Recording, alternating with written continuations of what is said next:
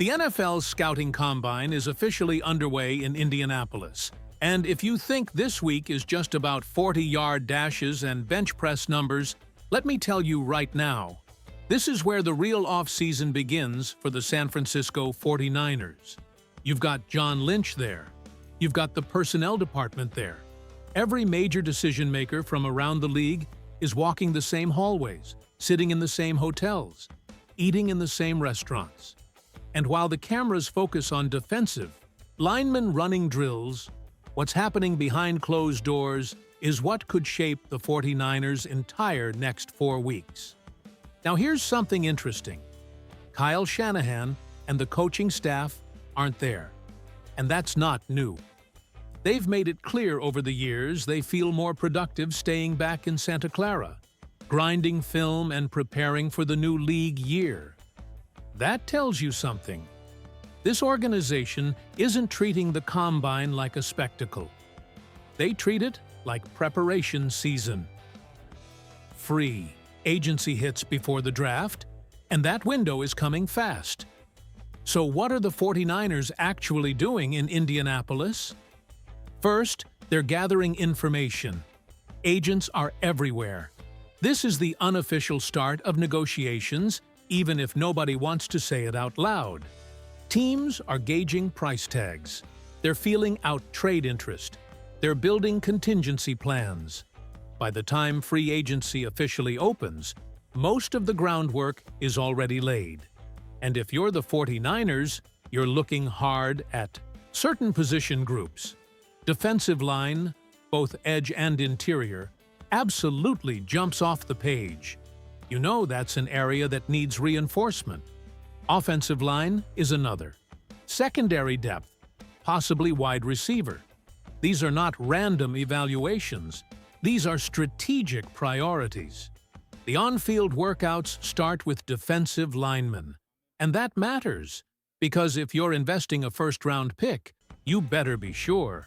And with the draft capital the 49ers currently have, including those projected compensatory picks in the 4th and 5th rounds, this front office knows they can't afford to miss. Let me ask you something. If you could lock in one position group right now for the 49ers to fix first, what would it be? Defensive line? Offensive line? Secondary? Drop it in the comments. I want to see where the faithful stands. And if you haven't subscribed yet, now is the time. This next month is going to move fast. News breaks quickly. Rumors explode out of nowhere. Make sure you're locked in with us as we push toward 2,000 subscribers. We're building something here, and you're part of it. Because here's the reality. Even if nothing official happens this week, decisions are being shaped. Trade frameworks are being explored. Contract numbers are being floated quietly. And when the calendar flips to those key March dates, everything accelerates. So let's talk about that timeline. Because over the next 4 weeks, every single date matters. Over the next 4 weeks, the NFL calendar becomes the most important document in the building. And if you understand the dates, you understand the strategy. This is where things go from quiet conversations in Indianapolis to official moves that reshape the roster. First up is the franchise tag deadline. And let's be honest, the 49ers are not a franchise tag team. They just aren't. Technically, you could have a brief conversation about a couple of names, but realistically, this front office isn't going to tie up that kind of cap space on a 1-year fully guaranteed number. That's not how they build. They prefer flexibility. They prefer structure. So you can pretty safely cross that off the list. But then we hit the real turning point, the open negotiation period. Some people call it the legal tampering window. It's that stretch where teams can officially contact players from other organizations and start negotiating contracts before the new league year begins. And let's be real, by the time that window opens, most of the serious groundwork has already been laid at the combine. Up until that point, the The 49ers can talk freely with their own free agents. They know exactly what they're willing to pay. That number has already been determined internally. And history tells us something important here. When the 49ers let a player hit the open market, that player usually walks. Not always, but more often than not. Once the market sets the price, San Francisco rarely jumps above its internal valuation. When the negotiation window opens, that's when things speed up. Deals start to leak. Reports begin flying. National insiders start breaking contract numbers. And then, at the official start of the new league year, contracts can be signed and trades can be executed. That's when you see the real fireworks. And this is where it gets interesting for the 49ers, because that same moment, the new league year opens. The trade window opens too. Now let me ask you this. Are you expecting a trade this offseason? Yes or no? Drop it in the comments. I want to see how aggressive you think this front office is about to be. Because historically, the 49ers have been selective. They've made big swings before, but they've also felt the cost of sacrificing early draft capital. Remember, in previous years, when they didn't have first-round picks, it limited their ability to inject young, cost-controlled talent into the roster. And that matters in today's NFL. You have to replenish. You have to hit on those early picks. So when people throw around names in blockbuster trade scenarios, you have to ask yourself, does it align with how this team operates? Is the compensation worth what you're giving up in youth and flexibility? That's the tension over the next few weeks. Internal evaluations versus market realities. Patience versus aggression. Make sure you've got notifications turned on, because when that negotiation window opens, things move fast. One report can change the entire direction of the offseason in minutes. You don't want to miss that. And speaking of trades, there's one name that keeps circling. And that's where this conversation really heats up. Let's talk about the Mac Jones situation. Now let's talk about the name that keeps floating around every time trade conversations start heating up. Mac Jones. On the surface, it feels simple. Kyle Shanahan said after the season he'd be very surprised if Mac wasn't back. Adam Schefter reported the 49ers have no plans to trade him and fully intend to bring him back as Brock Purdy's backup. That sounds pretty clear, right? But here's the thing about this week and the next few. Clarity can shift fast when other teams start making calls. This is the window where quarterback dominoes begin to fall. Around the league, teams are evaluating whether they have their guy or need their guy. And when that process starts, backups with starting experience suddenly become interesting again. Mac Jones went 5-3 in 8 starts for the 49ers. He stabilized things. He operated the system. He didn't implode. For some teams, that's valuable. But here's the real question. Are 8 solid games enough to convince another franchise he's their answer? Because if you're the 49ers, you're not just giving him away. You'd want meaningful draft compensation. And then, any team trading for him would likely want to align his contract with a potential starting role. That means leverage, negotiation, and risk. Now, layer in the bigger quarterback picture. There are other names that could be in play across the league. Younger quarterbacks who've flashed upside, veterans who might get moved. When multiple options exist, demand gets diluted. And if demand isn't strong, the compensation isn't strong. So ask yourself this. If you're running the 49ers, do you trade Mac Jones for mid-round draft capital and trust your quarterback depth behind Brock Purdy?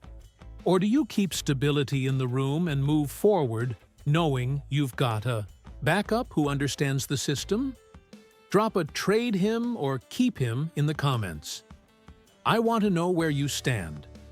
Because here's the reality. Even if nothing happens, This is the week where John Lynch finds out exactly what max market truly is. Not speculation, not rumor, real numbers, real offers, face-to-face conversations. And before we go any further, let me say this to you directly. If you're enjoying this breakdown and you want daily, real, grounded 49ers coverage through free agency, the draft, and all the chaos that's coming, make sure you're subscribed right now. We're pushing toward 2,000 subscribers, and every single one of you matters in building this community of the faithful. And if you want to take it one step further, use Super Thanks or the Hype feature below. Not as a donation, think of it as fueling the quest for the next Super Bowl trophy. Every bit of support helps upgrade production, improve coverage, and grow this channel for all of us. We're building this together. Now, let's zoom out. Because Mac Jones isn't the only storyline hovering over this roster, there's another layer to this offseason, and it involves free agents, history, and a pattern the 49ers have followed more often than not.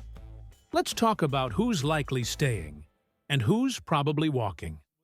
When you really study how this organization operates, a pattern starts to emerge, and it's not always the one fans want to hear. The 49ers typically decide a player's value well before the market does. They set their internal number. They stick to it. And if that player believes he can get more on the open market, the front office usually lets him test it. More often than not, once a 49ers free agent hits the market, he's as good as gone. Look at recent off-seasons. Key contributors walked. Some were cut for cap reasons. Others signed elsewhere once their price exceeded what San Francisco was comfortable paying. It's not emotional, it's structural. This team prioritizes long-term flexibility over short-term bidding wars. So when you look at someone like Jauan Jennings, arguably the 49ers' top pending free agent, you have to be realistic. If his market develops the way most expect, there's a strong chance another team pays more than the 49ers are willing to, especially considering there were already contract discussions previously that didn't reach an agreement. That tells you the valuation gap already existed. Could the market surprise everyone and soften? Sure, that's always possible. But historically, this front office doesn't suddenly raise its offer once the open market speaks. If anything, they're prepared for the departure before it happens. And that brings us to the bigger picture philosophy. You've probably seen big trade scenarios floating around. Splash names, blockbuster ideas. But here's where draft capital becomes critical. The 49ers don't currently have 6th or 7th round picks. They are projected to receive compensatory picks in the 4th and 5th rounds, which gives them flexibility. But that flexibility is meant to replenish the roster with young, cost-controlled talent. When you trade high draft picks for a star, you're not just acquiring that player. You're sacrificing multiple opportunities to inject youth into the pipeline. And in recent years, when the 49ers didn't have early picks, you saw how thin the margin became. That matters. This roster is still talented. It's still competitive. But staying competitive in today's NFL requires constant replenishment. The smartest teams draft well and manage the cap with discipline. So as we move through this 4-week window, combine conversations, franchise tag deadline, negotiation period, official signing window, keep your expectations balanced. There may not be fireworks. There may not be a headline-grabbing blockbuster. But there will be strategy. There will be precision. And there will be decisions that shape the next chapter of this team. Let me ask you this, to close it out. Which current free agent do you think is most likely to return? And which one are you already preparing to say goodbye to? Drop your predictions in the comments. I read them. I want to see how the faithful sees this playing out. And if you've been riding with this channel, now's the time to make sure you're subscribed. We're closing in on 2,000 subscribers, and this off-season is only getting started. Free agency, draft breakdowns, trade analysis, we're covering all of it. Stay locked in.